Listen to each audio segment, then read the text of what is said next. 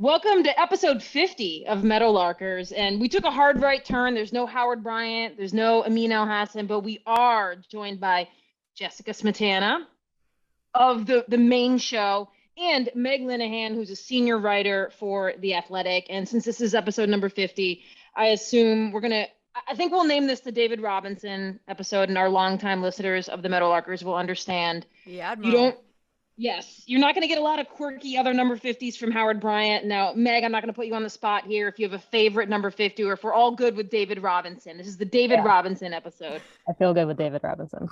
Okay, good. Okay, so episode 50 of Meadowlarkers, and I sort of hijacked this one because I felt like we had touched on the NWSL reporting, Meg, that you had done it in The Athletic months ago, and I know the main show had you on last week, but I wanted to do more like an in-depth talk about both the NWSL, women's professional soccer, the long-term ramifications of this. But just to start off, if you can just share with our listeners kind of how you describe your path in journalism, what you like to write about, where you are now, the things that are interesting you about the work that you do. Yeah, I mean, so big question. I write about women's soccer at The Athletic. I've been there for about three and a half years. And before I went to The Athletic, this job did not exist. So I was the first full-time only women's soccer writer in the country. We're now up to, we think, 4 or 5, if we're counting. And, in theory, I'm a soccer writer, right? Like, I actually don't really have a background in investigations, which is an important thing to know moving forward. There has been very much a crash course over the past 2 years, really. But yeah, I mean, generally, I have been around the NWSL in some form since the league started, whether that was in a freelance role. I actually worked for the league's media department for a couple of years, starting in just content, moving on to social. And then by the time that little group got disbanded effectively, I was running content for the league itself. And then I went over to The Athletic. And then from there, it's really, covering World Cups, Olympics, NWSL, trying to basically wrap my arms around 12 plus teams at any given time as one human who also likes to sleep and see her wife and dog. Yeah. So, well, you mentioned in that you do not have a background in investigative journalism. Now, our listeners and most sports consumers out there now know of the incredible work that both you and Katie Strang did on the NWSL scandal that you all published in September. We do a lot on Meadowlarkers, we do a lot of process type stuff, a lot of like looking at journalism, like how it works. Will you take us a little bit behind the scenes of how that story came to be, and as somebody without an investigative journalist, how you worked with Katie to make sure that saw the light of day? Yeah, I mean, Katie was really clutch for me just because obviously she lives through it on a very regular basis. So I was very, very intent that, I think she wanted to step back a little bit in terms of her role in the final story, but it's not possible without her. And yeah, I mean, I got the first phone call, I want to say in like May, right? So I'm going to try to not get us too far into the weeds on the story, but the two players kind of at the heart of what we reported at The Athletic had tried to go to the league to report this coach and to say, we have new information. And when that did not work out, they realized, okay, this has to go public. And one of the players, Mana Shim, was someone that I had really known since day one of the NWSL. And so when I think that they were trying to figure out like, okay, who can we trust to do this story? Who knows the space, right? Who's not just going to come in and not necessarily know the NWSL world and what we're trying to achieve here. When my name came up, I think that's where they were like, okay, Meg might not have like the pure investigative background, but she knows the space and is going to know how to still handle the story in the way that it needs to be handled. But that's also, I think, the joy of being at a spot like The Athletic is that you have the resources like a Katie Strang, right, to help with the investigation part of it. You have editors who are there to walk through some of the nervier moments. And then also you have a legal team behind you, right? Like if I was still freelancing in the NWSL, that story would not happen because you do not have the legal backing to feel confident that A, the story is accurate, but B, it's going to go out in the world. And if something does go sideways from a legal standpoint, that everyone, including the players at the heart of it, are protected. So basically really a 6-month journey. We had already kind of gotten a taste of some of the tougher NWSL and MLS reporting with Utah Royals and Real Salt Lake and that owner, Deloy Hansen. And that owner was forced to sell the teams essentially after public pressure because of reporting that we had also done. So there was a little bit of a test case, I think, for me. And then moving into the bigger NWSL story and knowing, okay, this is probably going to blow up a huge chunk of how the league operates. It's a big ask for anyone.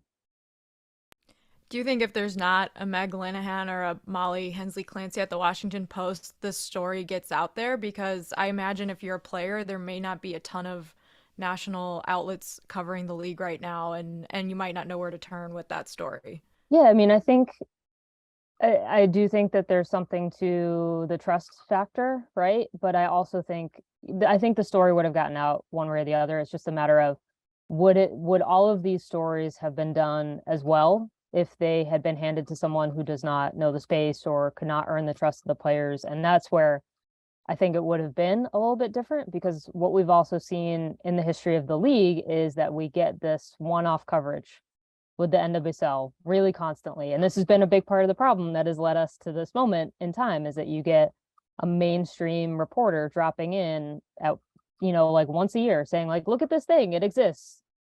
We'll tell you it exists again next summer. And trying to trust someone with a story like what was going on last year, like that's not, I think, who you want to try to go to in a moment like that. You want someone that actually knows the space and knows the internal politics of the league and how US soccer is involved and all of that kind of stuff. So the media coverage and the lack of the media coverage, I think, plays a big role in the story too, because just people aren't there day in and day out to put eyeballs on people on a daily basis, and that's played a role here too. You mentioned that you knew that the reporting would kind of blow things up or cause a huge stir within the NWSL, and I wonder on a personal level how conflicted you might have felt to publish that reporting, knowing that it could impact your job or impact the league or some of the players adversely. Yeah, I think there was a real sense of, we know that there is going to immediately be this discussion of, does this deserve to exist, right?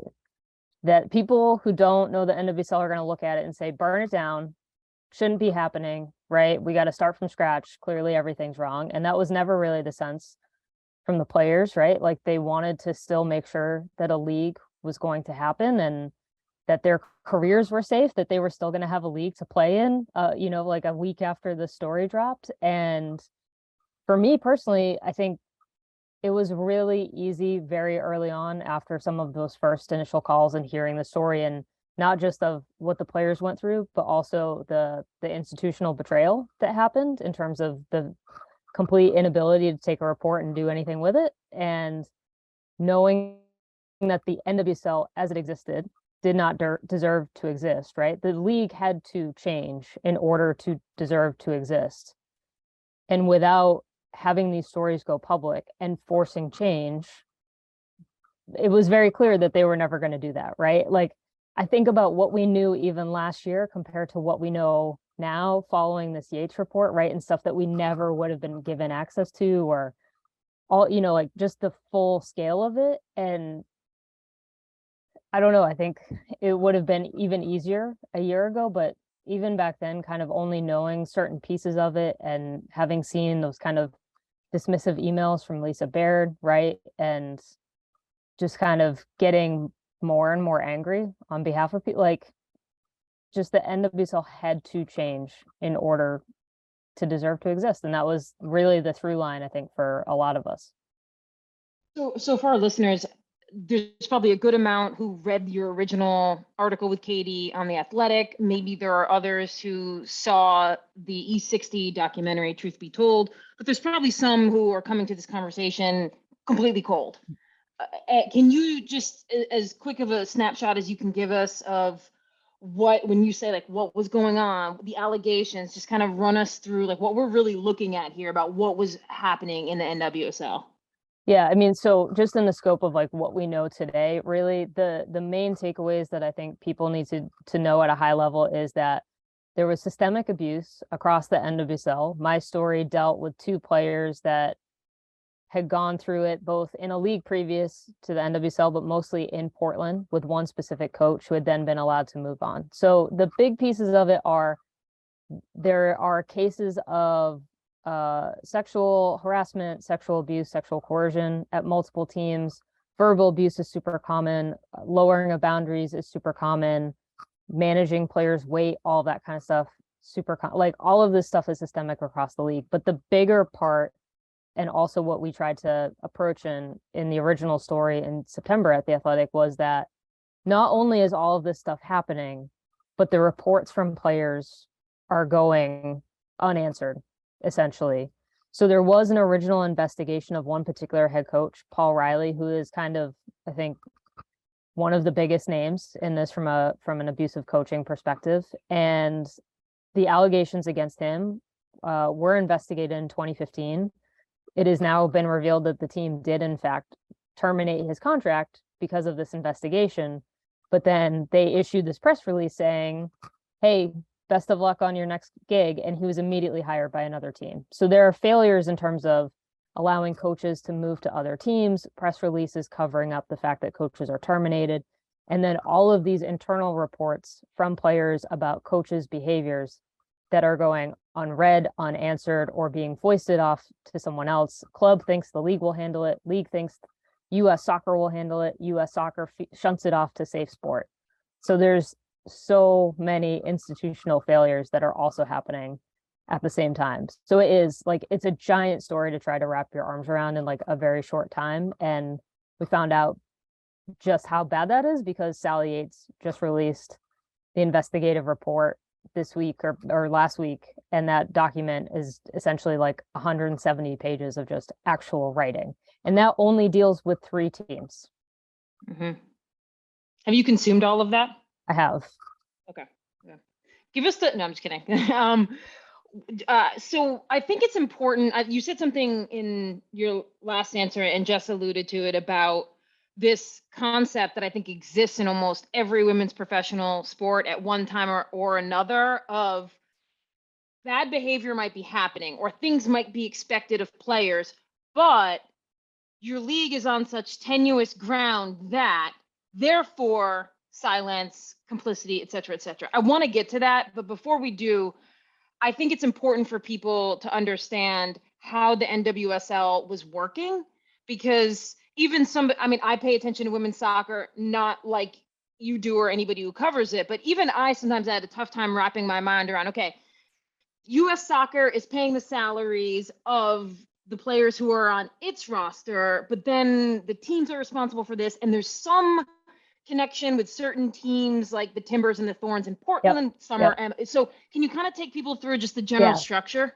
Yeah, I also even want to take a step back further because I think it's also important for people to know that the NWSL is the 3rd attempt at women's professional soccer as a league in the US. So right after the 99 World Cup, you have WUSA, this big, flashy, brilliant league, right? All these international players, they burn through $40 million and shutter within 3 years.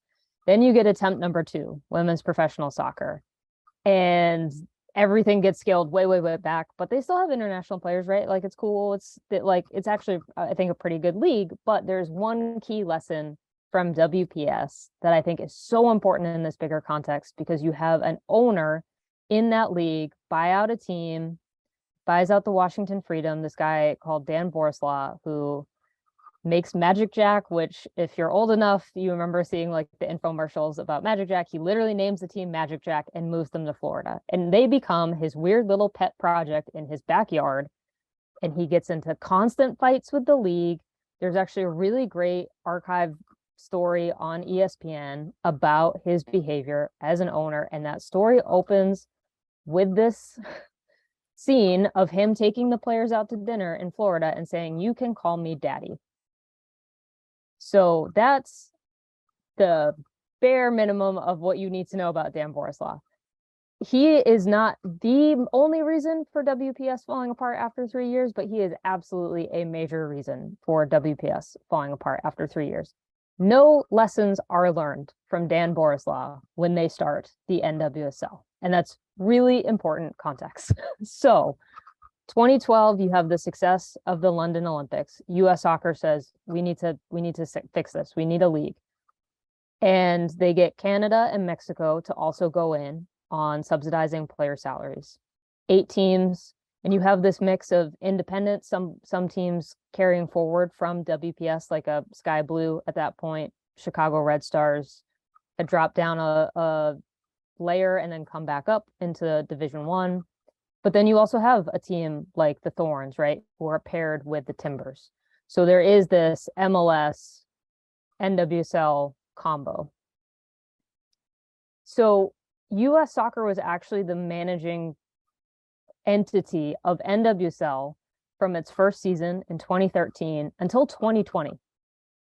So it lasted a really long time in terms of not just subsidizing player salaries, but also paying for front office staff, right? Like when I worked for the NWSL, my checks came from US Soccer, and I just worked for the media entity that was half A&E, half NWSL, right? So US Soccer is really kind of running the show. And you've got like one commissioner-ish person who does not really have a lot of power. You also have the NWSL Board of Governors, which is all of the team owners who are really responsible for the league's decision-making. And then you go through expansion and all that kind of stuff. But the way that the league was set up, the number one priority was sustainability, because for the first 3 years, everybody's asking, is this going to make it 3 years? Can it make it 3 years? Then you get to year 3 and everybody's like, okay, how long is this going to last? So that's the other, to your point about the silence and the complicity, right? Like there was this sense of, we've got to be so careful with how we build this thing because we've got 2 leagues before us who have failed. Not only the silence part, but there has been this culture within US women's soccer, and this is from day one, honestly, this sense of the people in power telling the players, be grateful you have a place to play. Please shut up and be grateful and go play, and we'll handle everything else. And that has been so pervasive. And so you get that silence part of it, but you also get the sense that this thing can fall apart at any moment. And that context like cannot be divorced with how all of this and the way that the league is built then leads to the exact situation that we find ourselves in right now. Yeah. And I also think it's important, and you're the perfect person to try to lay the groundwork for us on this concept of what the climate was specifically in soccer when it came to male coaches.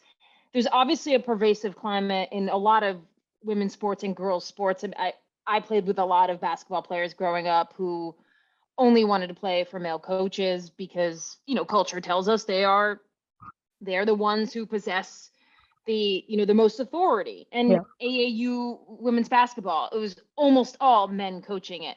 But there's something specific that in soccer, I don't live in that world where grooming seemed to be more pervasive. Not saying it didn't happen. We have stories of the Colorado AAU team, and their coach ended up in jail because he was grooming players. But soccer in particular. So there's a couple things in this question is like, do you have any sense of why grooming has been so pervasive in girls soccer and women's soccer going back to what seems to be like the 70s or 80s? And then is there any role that you know what, I'll save that. Let's start with that I almost guarantee I know where Yeah. you're about to go with it, Okay. but I do want to start with it because I think to your point, right? Like there is this weird sense of like players unintentionally preferring male coaches. And I don't know if they would ever say that, right? Like, and I think my youth teams intentionally would say that for Yeah. sure. Yeah. and I think that's like across the board. But to your point, Kate, like one of the big takeaways from the Sally Yates report is that the players are not learning this behavior in the NWSL. They're learning at the youth level, right? And that's the scariest part of this, because like you think about, okay, in theory, the NWSL has oversight, right? And like we should have been catching this from day one, but like to think about the complete lack of oversight at the youth level and like how these people get in their like little fiefdoms, right? And just that's what keeps me awake at night. But what the players are learning is being screamed at is normal, right? the lowering about like your coach texting you about your personal life is normal. Your coach finding out about like what you're eating is normal. And then they come up and they, you know, they're going through the youth system, they're going to college, that behavior persists, they're going to the pros. And that's what they're like, oh, this is, I'm used to it, right? Like, I mean, I've had players tell me like, every single player either has a story themselves or a story of a teammate where they have encountered abuse at some level. Like it is just, it's everywhere. And so to the point about male coaches, like I do think that like it's just, there is no real gender parity in the coaching world, right? Like in terms of male coaches have a much easier path in. And we've seen this even at the NWSL level, that male coaches get like chance after chance after chance, or they get hired with like no real professional experience, whereas you have actually qualified female candidates who, like, if they have one bad season, it's like, see you later, whatever. And so it's at really every level. But I think the second part of what you're going to is that also one of the big normalized behaviors here is that the fraternization between coaches and players has been normalized since like day one. And I think like it's in women's, it's in so many sports though, right? Like the culture, I was just reading an old archived story from Sports Illustrated from 2001, right? I think Jess sent this to me last night. Yeah. And just, I mean, you read it now and you're just like we were just trading quotes from it, losing our minds, right? But you get the sense when the story is written back in that time that like everybody's just like, yeah, so what? That's normal, right? Like now players had to fight to get that power imbalance stuff put in the anti-harassment policy for the first go round in the NWSL harassment policy. And that to me is one of the most important pieces. And the players knew it was one of the most important pieces because that power imbalance is just so, it's a lot. And I don't want to be here and like judge certain marriages of players who were on the national team, like it, but like those are the biggest names in the sport, right? And they like every single player really has been touched in some way by like the 99 generation and before. And that was not an uncommon thing for that team to marry a coach, right? There are multiple players that we could be talking about. And I also don't want to put it at the players' feet, right? Because like ultimately they're not really the ones with the power imbalance issue. It's about the coaches. But that's, if you're looking at your hero and they've married a college coach, or like, does that make it seem more normal? Yeah. And there's a photo in Sports Illustrated of them frolicking together. Like it's all good. It's all normal. This is fine. Yeah. So it is like, it's just, I think it's one of the, again, like there's so many different contextual pieces to this that have to be kind of considered as part of the whole. And it's really, is that the biggest one? Maybe not, but I think it does help justify like in a player's brain, like, oh, well, if they're doing like the boundaries maybe don't have to be as high as I think they're like, if my coach wants to talk to me about personal stuff, I guess that's kind of okay, right? And that's the thing where you see all of these behaviors, especially in some of the NWSL reporting, right? Like these players get kind of like walked up the ladder in terms of like, I mean, it is grooming to some extent, but even for some of the lower stuff, like, oh, a coach is gonna go buy beers at the bar after. Is that okay? Could it be okay in certain situations? Maybe, right? My boss, like I've been out drinking with my boss. I don't have a problem with it. Yeah. Where does the line, where do we draw that line? And that's yeah. And it like if Jess and I've talked about this previously on Off the Looking Glass, like some of this behavior seems just born of just homophobia. Or like when I know when I heard teammates say at certain levels of AAU basketball, like, I'm only going to go play for a male coach in college. Like there are a couple reasons why you might think that because you've only had male coaches. There are lots of reasons, but there always seemed to be this pervasive signaling that like, I don't want to play for a woman. Maybe she's gay and I'm not into that. Like that seemed to be a through line that I assume existed in women's soccer as well. Like I want this to be like, you know, like a quote unquote normal coach player relationship, and I don't want to get caught in that mess, which is always, it's always been strange to me, because I'm like, the mess seems to happen more so when we've got male coaches, not that female coaches haven't had issues along the way as well, but that I seems mean, to be a through line of this as well. yeah, and I do think like one of the messages that I've been trying to like hammer home to people is that like gender does play a role, but ultimately this really is about power, right? Because we've just seen coaches' contracts get terminated this week, both women. There is a power, like that is the heart of this still, right? And I think that there is a gender part, there is a homophobic part for some, for like a certain population of players, but when it comes down to it, it's just coaches who realize they have the room for it. No one's going to be checking them. No one's paying attention to what they're doing. And there's an opening there, and they push at that wall, and they push at that wall, and it keeps inching further and further. And that to me is the heart of it, is that there's just that power imbalance is really where all of this boils back down to. And all, like, you get to just, like, we're tossing ingredients in the pot of terribleness, right? Like, whether it's the gender part, but at the heart of it, it really does come down to, as a coach, you have power over a player.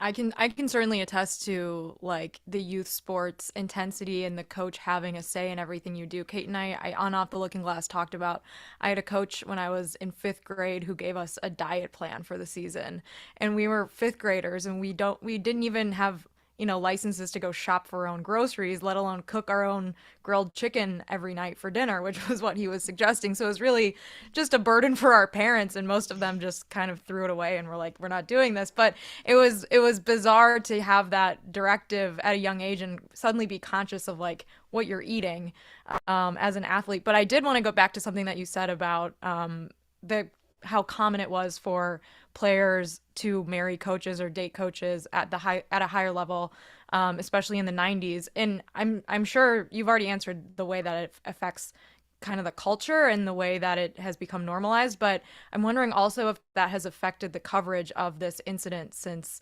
now this is at the forefront of the conversation with not only the NWSL, but the women's national team heading into the World Cup. Yeah, I mean, I think it is interesting to try to navigate that. I mean, I also think, I don't know, I don't want to like discount any specific player's opinion on this, because also I think that there's a conflict of interest for a number of these players on a number of levels anyway, right? Like, I think this world is still so small, and their voices are loud and they do carry. And I think that it's not that, I think we have to like just know where they're coming from, right? And I've spoken to a couple of them who are like straight up like, I married a coach, like this changes the way that I have to talk about this. And I think that that's valid. But then you also have so many players that have gotten back into the NWSL. Like, we have seen this, I think, honestly amazing influx of former players coming back into the space and becoming owners or general managers, right? And that then adds another layer of, okay, well, you have money in this right now, right? And like, that changes the way that you approach this problem, even as a former player, I think. So there is a very complicated conversation happening, but I think at the heart of, the actual reporting, it has been, I think, largely unaffected by that. It's just once we actually start getting into these kind of smaller conversations, that's where I think you have to just be aware of who you're talking to and what the viewpoint is. And that's not to say like you have to automatically say like, oh, your opinion doesn't matter here, but you have to know, okay, you're coming at it as an owner, or you're coming at it from, you married a coach. And there is kind of a personal aspect to it that I don't have. Yeah. Okay, so you said something, Meg, in an earlier answer, that when you were reporting this story out and when it first was released in The Athletic, that there was no underlying motivation that any of these players wanted this particular league, the NWSL, to go anywhere, right? It wasn't like they wanted to blow it up. They didn't want to start anew.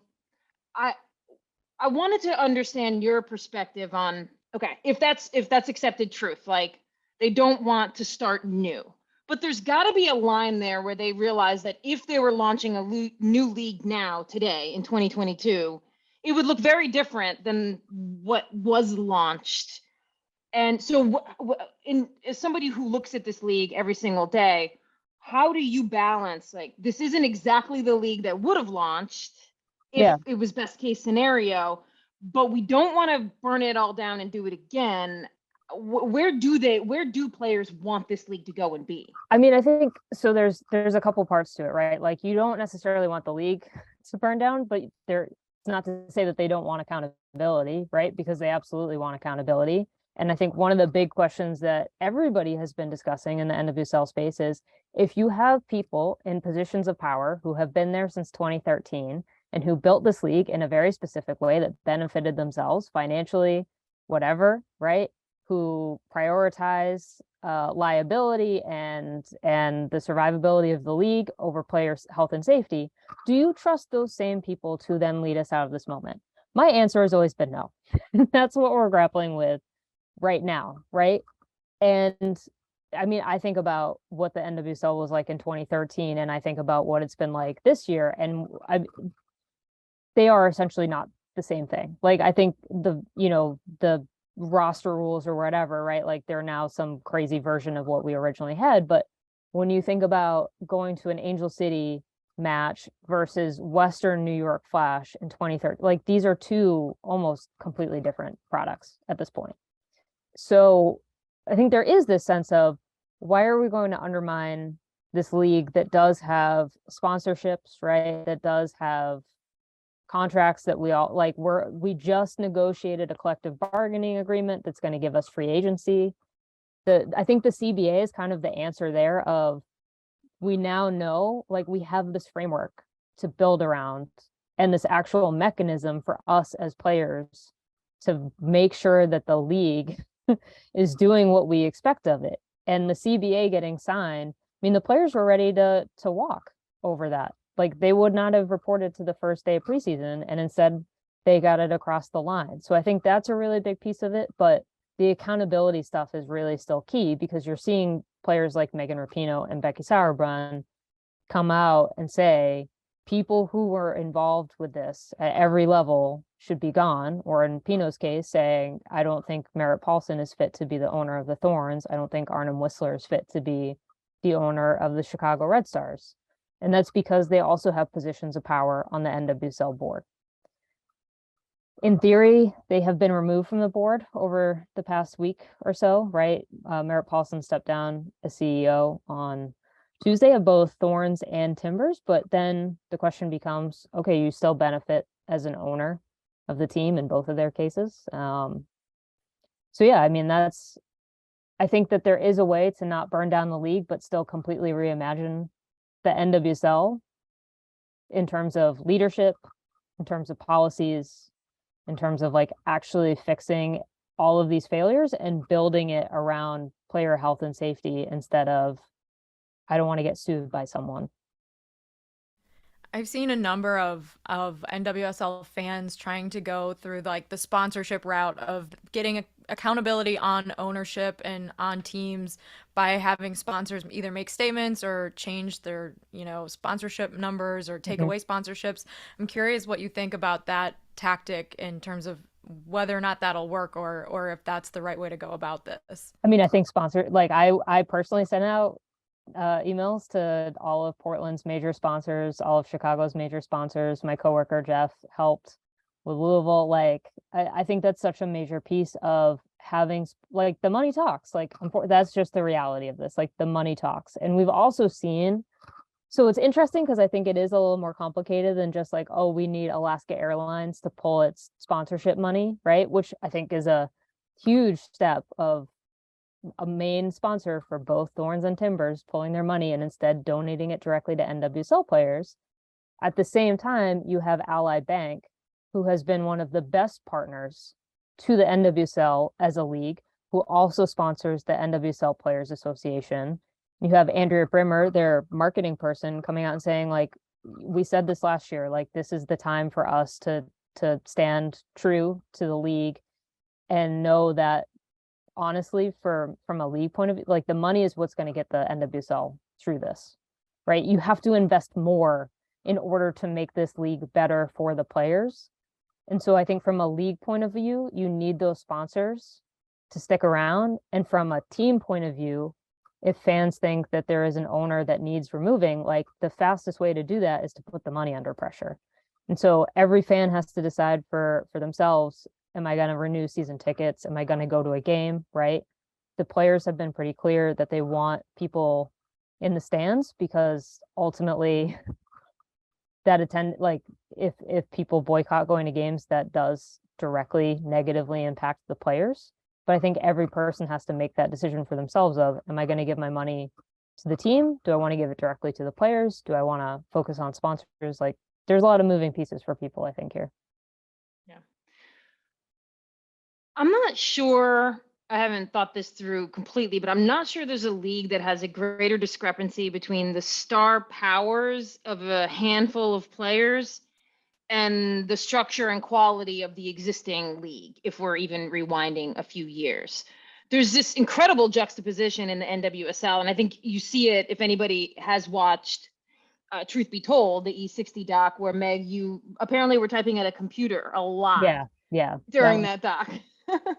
If people see it, there's a lot of shots of Meg typing on a computer. Typing. Also, fun fact, I filmed that while I broke my leg in February, and they had to like legitimately come get me because I could not get to that filming location on my own. So I am also propped very delicately for all of those shots.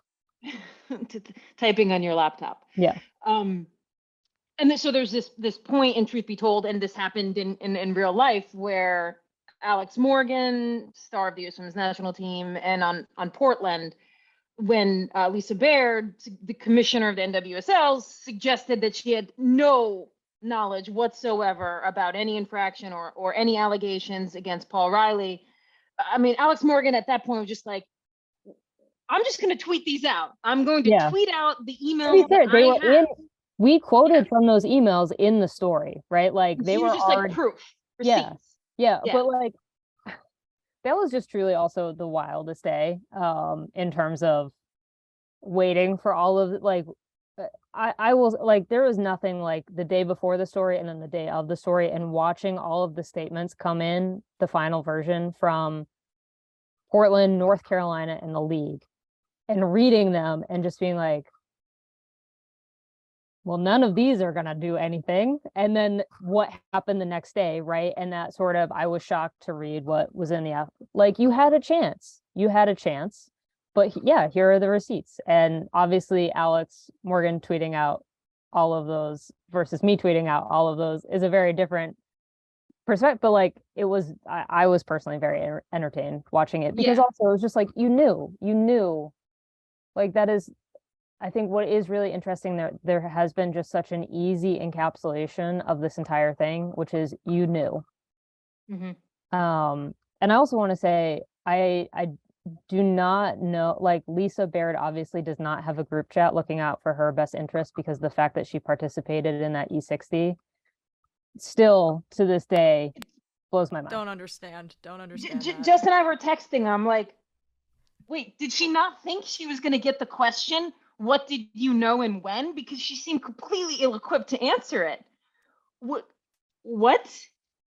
Okay. And, I think in the case of someone like Lisa Baird too, it is a little more complicated than just like a leader who made a bad decision, right? Because I think to some extent she was kind of this sacrificial lamb from NWSL Board of Governors, right? Of, okay, we have an easy person to blame. Also General Counsel Lisa Levine, right? Who is advising her and involved in all these conversations.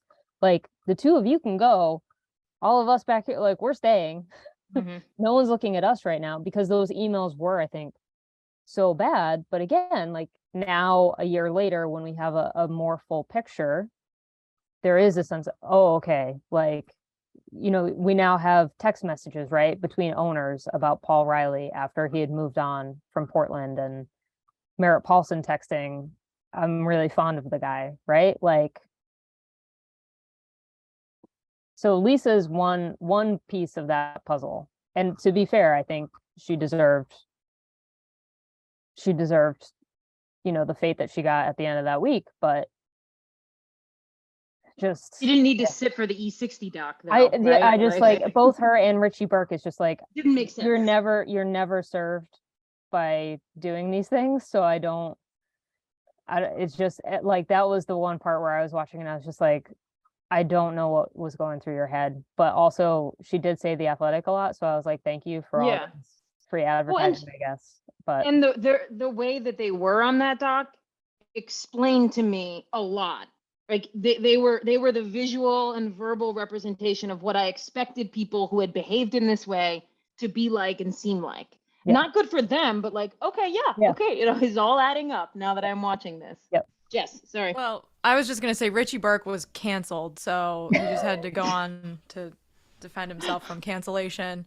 I was wondering, Meg, do you know why the E60 doc really focused on Paul Riley and didn't touch at all on Rory Dames or some of the other? Yeah, coaches? I mean, like, obviously I had my interview, which I mean, honestly, probably was like 4 hours, right? And then was one quote in the thing. So like, I don't really entirely know what the thought process was, because also the conversations I had in early days, like, I think there was honestly a slightly different focus of trying to figure out, like, how do we get to this moment? Like, I answered a lot of questions about Dan Borislaw and WPS and like how the NWSL was formed. And, I think that there's a lot, like, as soon as I think you get Mana Shim on camera, right? Like, I think it makes sense to focus on that story. And I think the Portland story really does encapsulate. I mean, that was our focus, right? Back in September of, yes, there are these terrible things that happen to players, but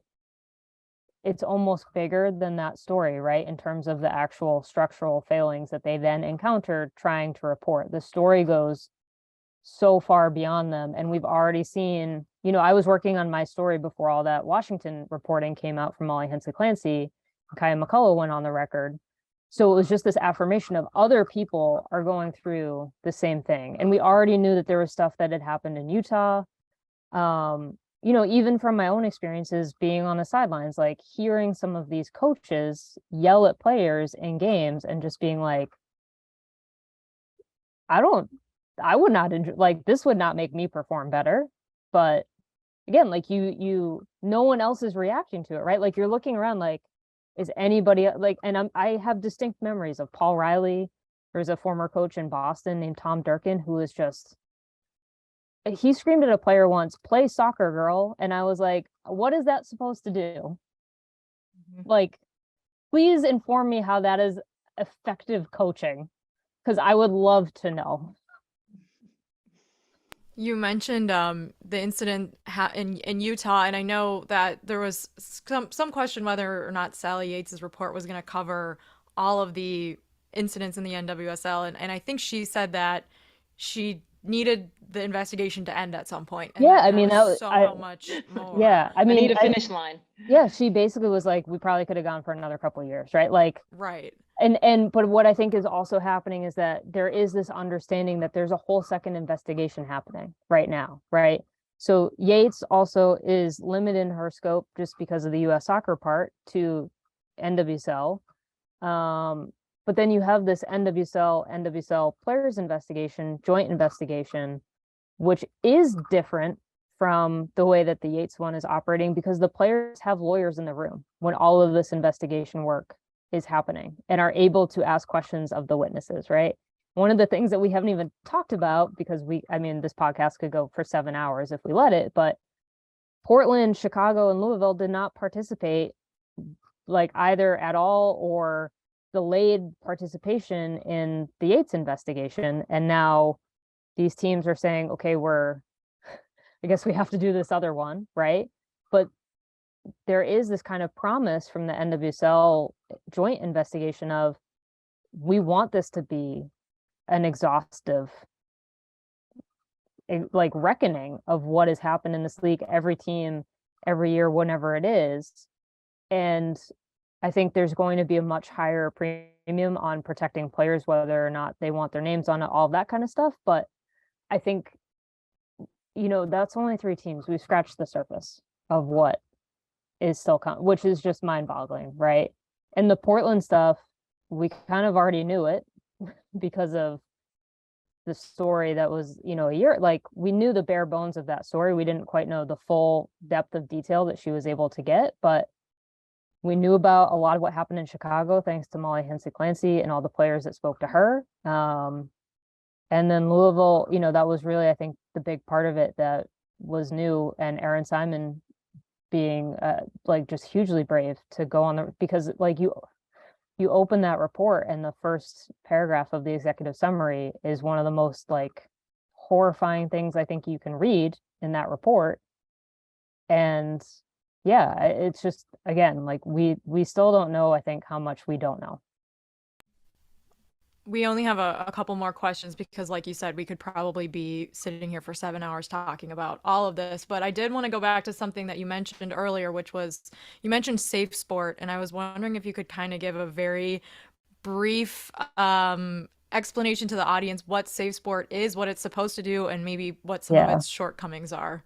I mean, I just want to preface it by saying safe sport as it is currently designed does not work. But safe sport is, in theory, just supposed to protect every athlete in the US, right, from any of these sorts of claims. And we've seen the failures of safe sport following the gymnastics stories, and the gymnasts themselves have been so clear and so just constantly beating the drumbeat of safe sport does not work. And I think Sally Yates, I think, both commiserates with the safe sport. Like, they have an impossible mission. It's like a paltry sum of money for this entire country to try to do investigations, right? Like, it's just, they're being flooded, and it feels like it's 3 people and $11 million, like, it's just, they're never going to be able to keep up with what is currently happening in this country and what we continue to see happen in this country.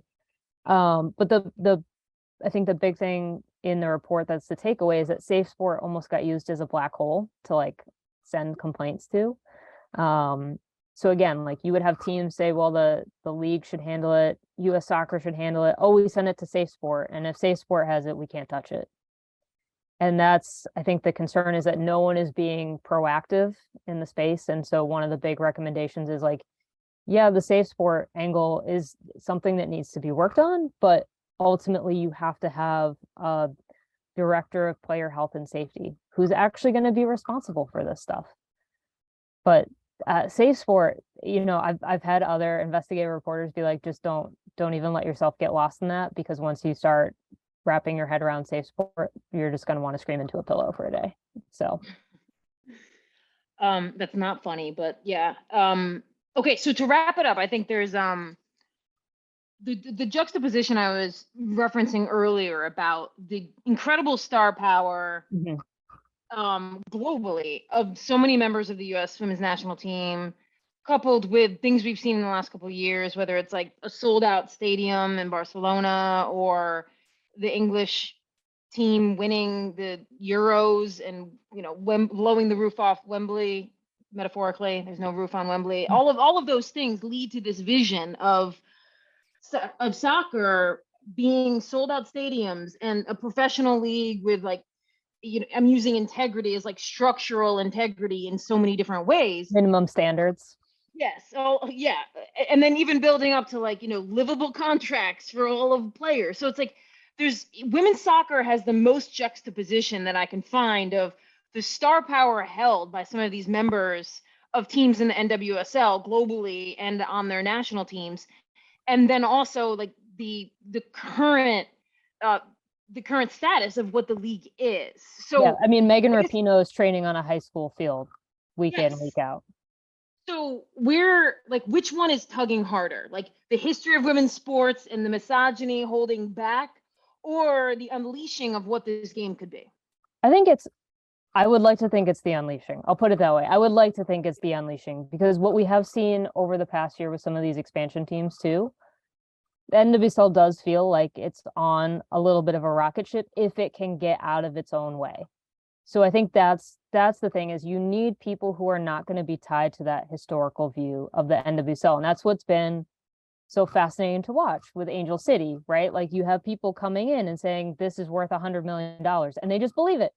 That did not happen in the NWSL. previously. It just didn't happen, except maybe in Portland. So there's that part of it, but I think that there is this sense of you have to have like just the ownership, the disparity there is still in a place where, you know, you have some owners who can say, okay, we're going to throw $10 million at a problem and just solve it. And then we're done with it forever. And then you have other owners who are not in a position to do that whatsoever. And so there are still growing pains ahead. And I think there is a little bit of concern of the temptation to expand is going to be very, very great, because that is potentially 40 or 50 million dollars right now for this league. At the same time, you have franchises like a Chicago Red Stars that you have to fix right now, before you start saying, hey, let's give whoever, Atlanta, Bay Area, whoever it is, and collect that payday. And they are going to expand, not in 2023 because of the World Cup, but likely in 2024. But I just really, really hope after that there is a period of like, you have to stabilize this league and actually make the minimum, like, you know, the baseline meet those expectations that you have for the exponential growth of the NWSL, because this is the exact problem that we keep talking about, and that has gotten us here, is that you have people who are trying to do the bare minimum and reap the payday at the end of the day. All right, Meg Linehan, Jessica Smetana, thanks for joining. Thank you for having me.